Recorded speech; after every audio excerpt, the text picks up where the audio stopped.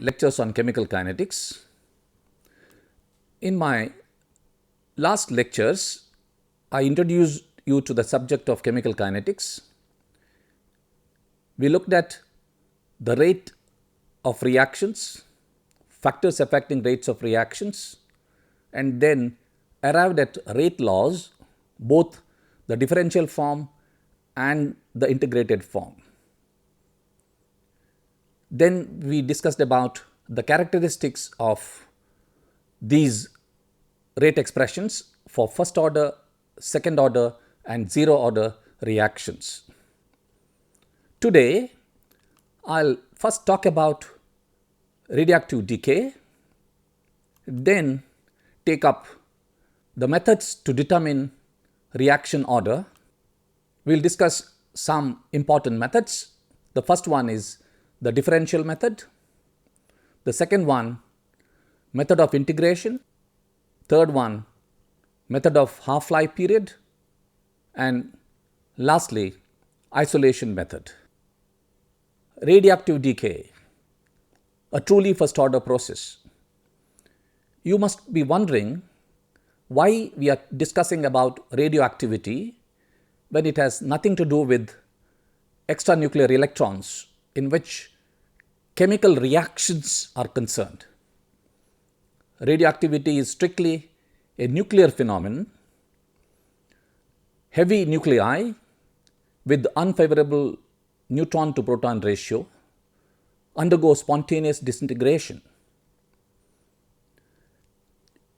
If we measure the rate of disintegration, like as we do in chemical kinetics, we come to know why we are taking up radioactivity here.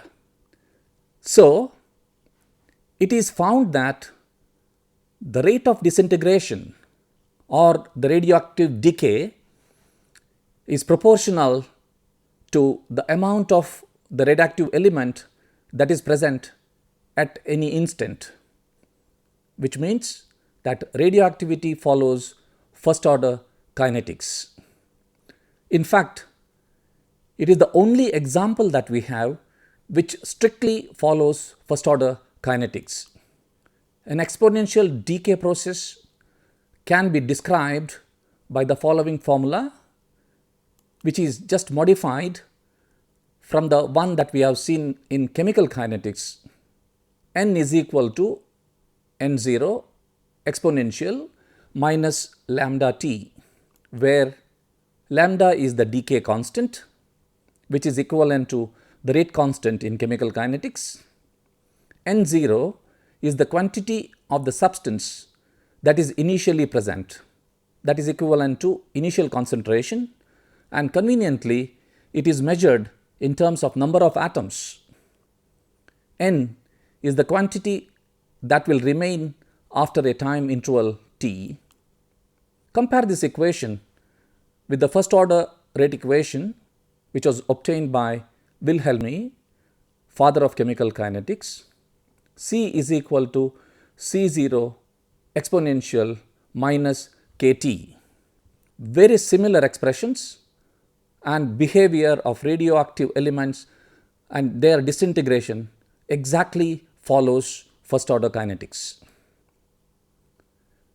And when we talk about this decay process, it's necessary for us to talk about half-life. Unlike chemical reactions, temperature up to a few thousand degrees have no effect on the rate of decay. Since the decay process follows first order kinetics, it is possible for us to use half-life to characterize the radionuclides. Half-life of a radio element is independent of the amount of material present. Therefore, we can write half-life is equal to 0.693 by lambda, and we can look at half-lives of some of the nuclides. Half-lives in this case can vary from microseconds to several years.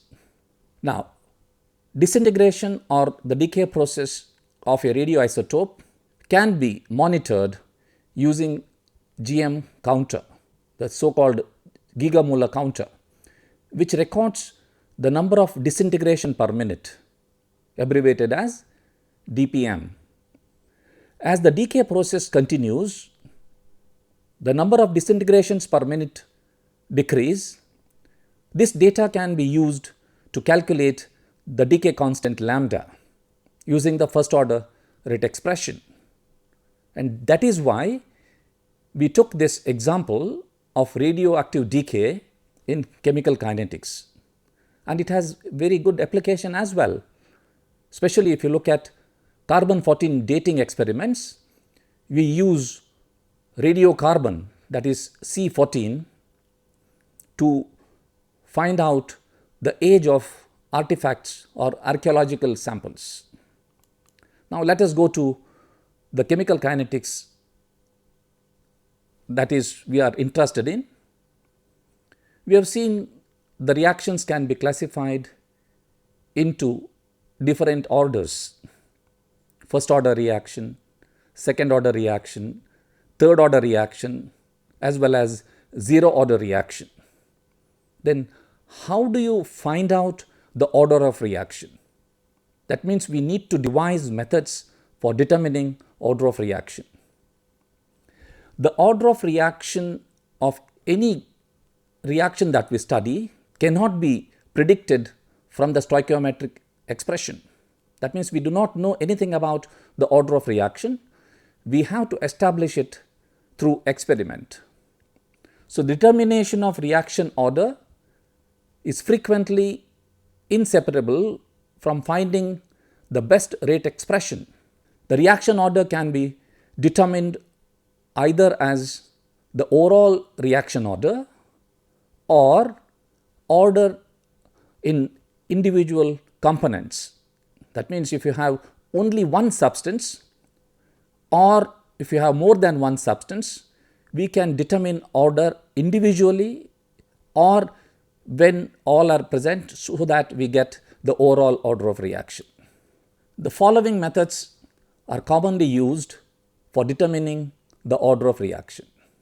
Which are they? One is the differential method, second, method of integration, the third, method of half-life period, and then the isolation method. Let us now discuss briefly each of these methods so that we get an insight how order of reaction can be determined.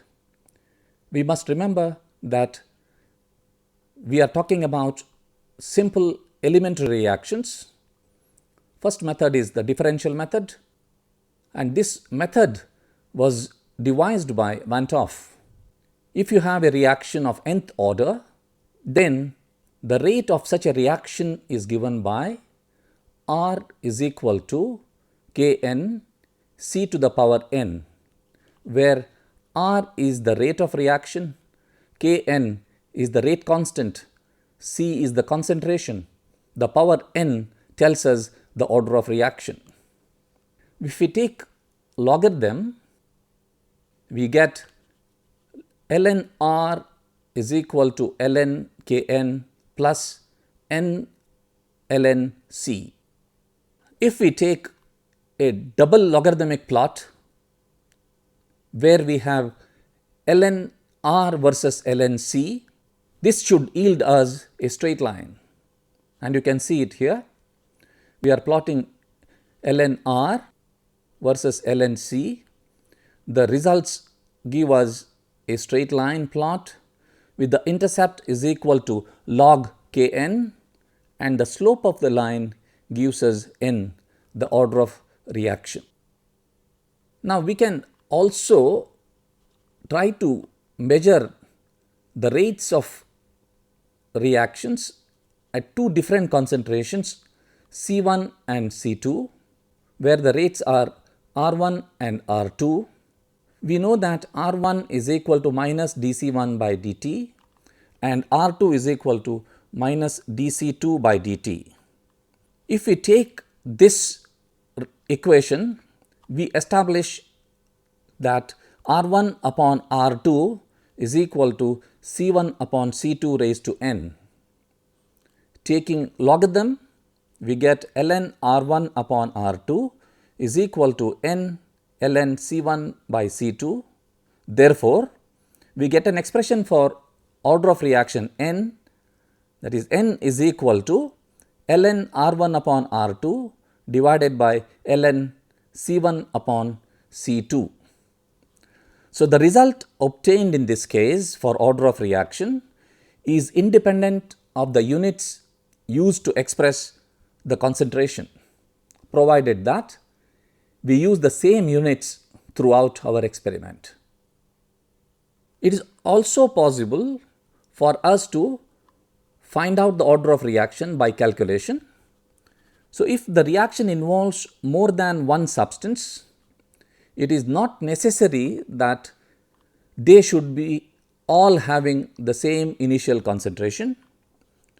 Suppose a case, there are two reactants A and B whose concentrations affect the reaction rate.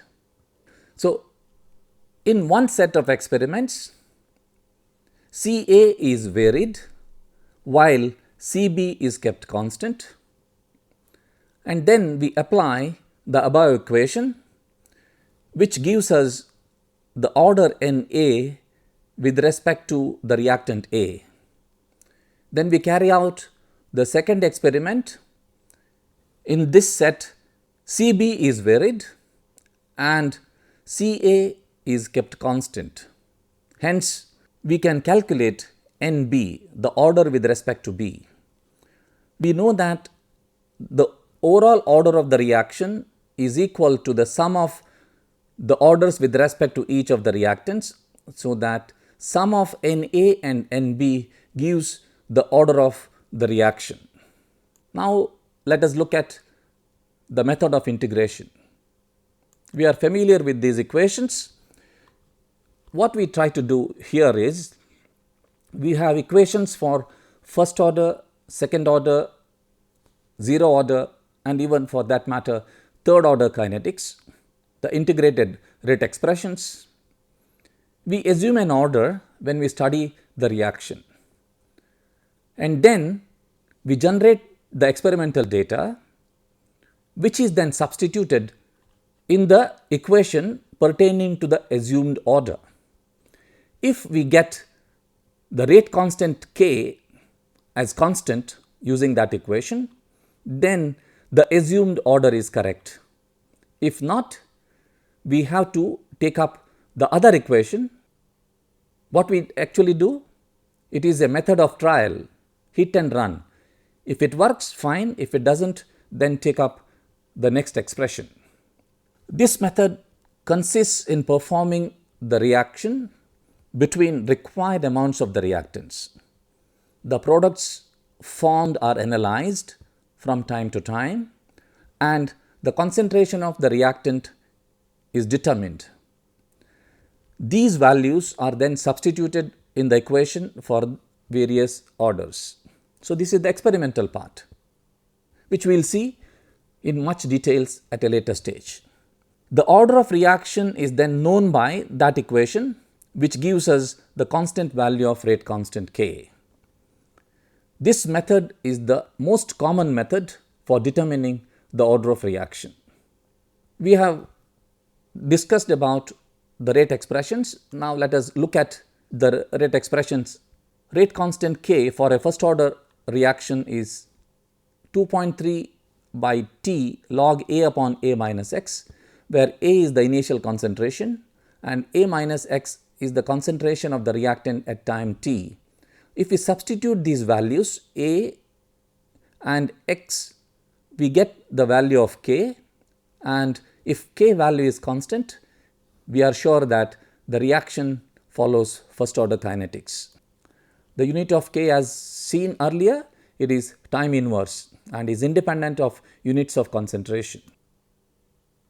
Then for second order and zero order reactions, we have K is equal to 1 upon T into X upon A into A minus X. the concentration units you can see it's different, and for zero order reaction it is K is equal to x upon T. You can look at the units here. Similar substitution of the experimental results in these expressions, if they give you constancy in the value of K, then you can say that the reaction pertains to that order. The same result that we have generated can be used in graphical representation, in which if you plot ln(c) versus T, and if you get a straight line, the reaction is of first order. Similarly, we can use the data for second order or zero order reaction to find out whether the reaction belongs to that. This is the plot that we get for first order kinetics, where we plot log a minus x versus time t. We get a straight line with a negative slope, and from the slope we can calculate k. So, instead of calculating using the equation, this will give you a clearer picture. If the points are scattered here, then it is difficult to believe that it will be a first order reaction. If you get a beautiful straight line, you can conclude that the reaction most likely follows first order kinetics. This is the plot that we get for a second order reaction, where we plot 1 upon a minus x versus t. The straight line obtained has an intercept 1 upon a. The slope gives us the value of rate constant. And we can also recall the plot that we had for zero order reactions. If you plot x versus t, we get a straight line passing through the origin, and from which we can calculate the value of k, the rate constant. So, graphical method also gives us to show that whether the reaction belongs to that particular plot which you have generated from the experimental data. Now, characteristics of these first, second, third order reactions, one of them is the half-life period, which depends on the order of reaction. Provided all reactants are present in the same molar concentration, the half-life T half of an nth order reaction is given by T half equal to 2 raised to n minus 1 upon Kn into n minus 1 into A0 raised to n minus 1. The terms have their usual meaning. The relation between T half and concentration depends on the order of reaction. You can see T half versus concentration plot for a zero order reaction gives us a straight line passing through the origin, and in the case of first order reaction, T half is found to be independent of the concentration. And similar plots if we have for second order, we can show that T half versus 1 upon A is a straight line passing through the origin, whereas a plot of T half versus 1 upon A square gives us a linear plot passing through the origin for a third order reaction. So, if we carry out two experiments at two different initial molar concentrations, then we can write T half 1 upon T half 2 is equal to A2 by A1 raised to n minus 1.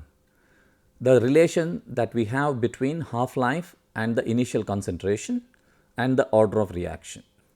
This we can convert into logarithmic form to give you log T half 1 upon T half 2 is equal to n minus 1 log A2 by A1, which we can rewrite to give the equation for order of reaction n.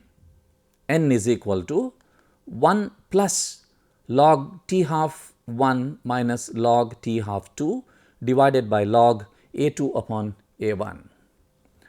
The determination of half-lives of a reaction at two different initial concentrations therefore leads to the determination of n.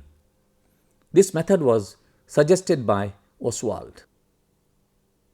If the basic assumption that dx by dt is equal to k into a minus x raised to n is not fulfilled, the above treatment that we have given yields values of n that change with concentration of the reaction components.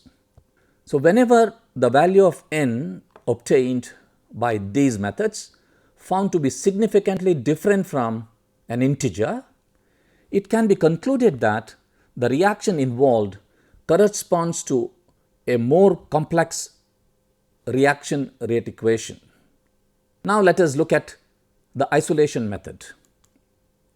If you have a reaction like A plus B plus C etc. giving you products, and if such a reaction follows rate equation of the type rate is equal to k into A raised to n, concentration of B raised to m, and concentration of C raised to p, it is possible to use isolation method, which permits determination of reaction order of individual components. As the name suggests, we are going to isolate one of the reactants. In this method, as I told you, concentration of all but one component is kept so high that their concentration remains effectively constant in the course of the kinetic run. The reaction order n is then determined for the isolated component as rate r is equal to k into A raised to n, B raised to m, C raised to p. We can write it as equal to k prime into concentration of A raised to n, because k prime is the effective rate constant incorporating all the constant terms that are present in the equation. That is, k prime is equal to k, the original rate constant, into concentration of B raised to m and concentration of C raised to p. The reaction order with respect to A can then be determined using any of the empirical methods considered earlier. Similarly, order with respect to other reactants can be found out by keeping concentrations of B, C etc. in turn small when compared to the rest. Such an experiment may not be possible if the solubilities do not permit such high concentrations. Also, the reaction should not get affected by the product concentration, as well as there should not be any complication by parallel and consecutive reactions. Now, let us summarize what we have seen today. We discussed about our earlier lectures on chemical kinetics.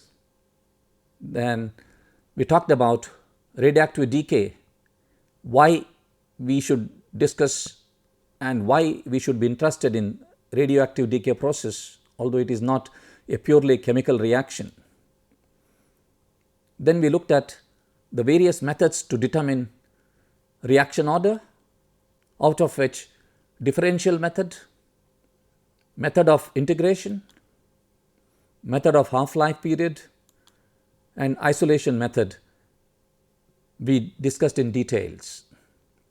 In my next lecture, I will take up the general experimental techniques that are used in chemical kinetics to investigate